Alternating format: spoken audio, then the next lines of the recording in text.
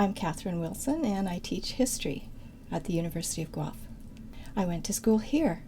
I did my undergraduate in the College of Arts. I majored in history and did a minor in Canadian studies.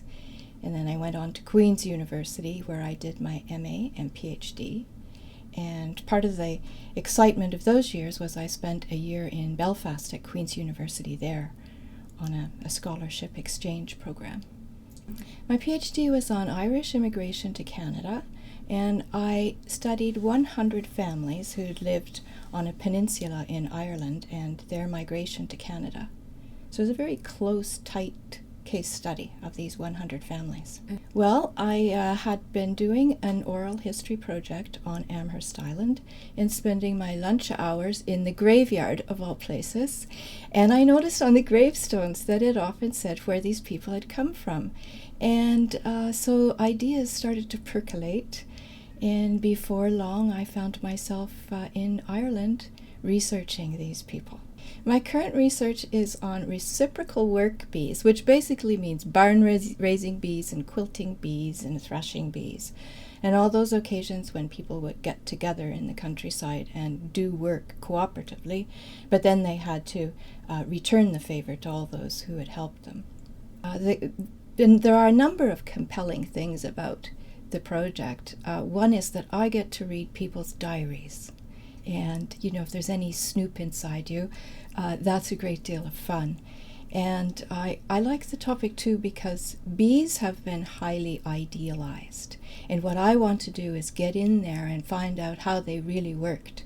And it was rather complicated to organize your neighbors and boss them around and then find time to return the favors. That could be inconvenient. So I get inside of their lives and try to figure out how they were able to make this work. So that's one of the things I find compelling. Another is that when we think of the countryside, we usually think, oh, everybody was so neighborly, it was so nice. Like you just assume neighborhood's part of it. But nobody's really studied what that meant and how that actually worked. And I think we can all imagine the positive sides of neighborhood, but we don't always imagine the negative aspects of neighborhood, which I do get into in my work. 17 murders I've found occurred at these bees.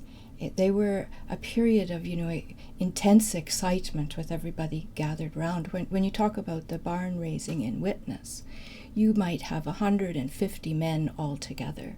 So a great deal of excitement. And sometimes afterwards a great deal of drinking as well. And if there were tensions running beneath the surface of rural life, sometimes these could erupt. And then some very gruesome accidents too. Yeah. People falling from the top of a barn or getting chewed up in the thrashing machine.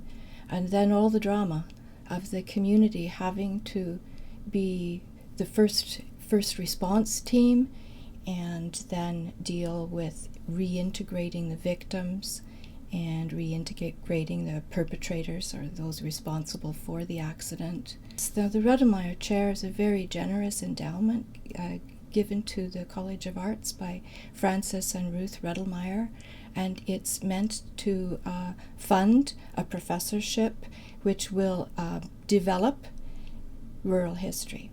And so I'm the fortunate person at the moment to facilitate all this. And we're using the money for a variety of things. And I say we because a number of students are on board on this. So I think at the moment our most exciting project is a website that we're creating to showcase rural diaries. And this comes out of my research in that I found many diaries in the course of researching the book. Now we have 130 diarists listed on the website, and some of them are featured in detail so that their entire diaries are there to read in a transcribed form, or people can transcribe them online, look at the beautiful handwritten patina pages, and the public can go to the website starting in September the 24th when we launch it. They can go there and transcribe online. Well, I guess I can speak to the beauty of Guelph, having both been a student and a faculty member here. As a student, I found it a very nice sized campus, and like everybody says, it's friendly. And it was a great place to study. You get to know your professors. Your classes are a reasonable size for the most part. Mm-hmm. As an academic, the history department's great. It's a great team of us there. Well, I think the best part of my job is watching students get hooked on history. I love it when they work with the old diaries in particular, because I share these diaries with them, and they start off and they think, oh, it's so boring. They're just talking about the weather. This is so dull. And then before you know it, they feel they know these people and they're feeling emotional about them, and they're on to Ancestry.ca researching them, and Ancestry becomes their new Facebook, and they're hooked. There are many good things about a degree in the humanities. I think that we leave here with really strong research skills and communication skills that can be packaged to serve a wide variety of careers. I also think that there's a real spiritual element to doing a degree. I think that living in somebody else's shoes or in a different time place is just a wonderful experience. It allows your imagination to grow and develop, and I think you develop a certain empathy too, an understanding of other people in other places.